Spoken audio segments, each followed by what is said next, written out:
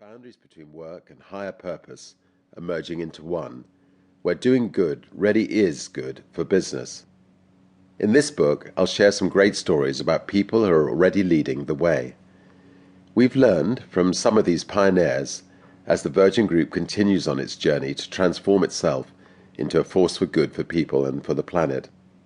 The book reflects a very marked sea change from the way business always used to be done, when financial profit was the only driving force.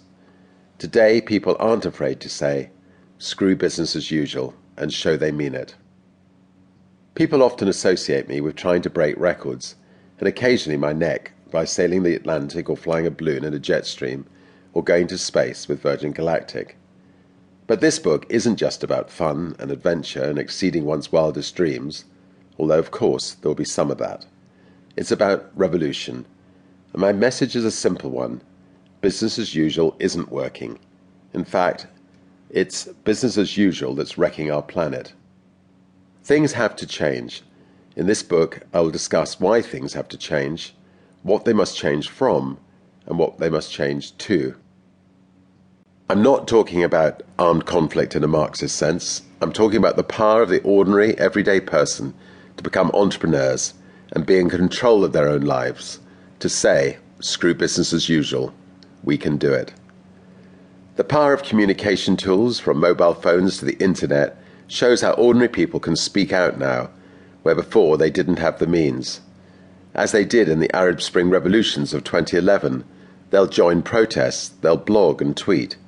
No governments or business will be able to hide behind secrecy any longer. Ordinary people control their brands and their destinies. When things don't work, they have to be fixed.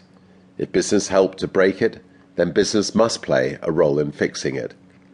But I believe that business can be a force for good. By that I mean doing good is good for business. It's the core message of this book. I often say, have fun and the money will come. I still believe that, but now I'm saying, do good, have fun, and the money will come. Even as a child, I had a strong sense of social responsibility, and this has grown over the years. Virgin has a foundation, Virgin Unite, and we do a huge amount of work looking at new entrepreneurial approaches to issues. Describing my philanthropic methods, somebody recently said, "Oh, Richard, well, yes, he does do things differently." I'd like to think that they meant that I don't donate cash willy-nilly without questioning who is getting their hands in it and what they're using it for. I run Virgin Unite just as I would any other business, making sure that our investments have the best possible social and environmental return. I hope you will be as inspired as I've been while gathering the stories for this book.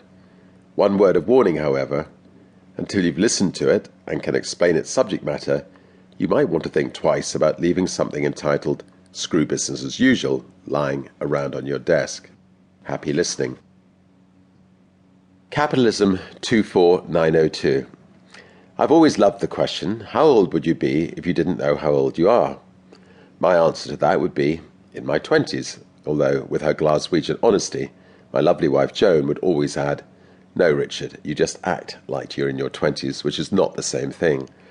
Well, believe it or not, I am in my 20s. It's just a question of the multiple that must be applied.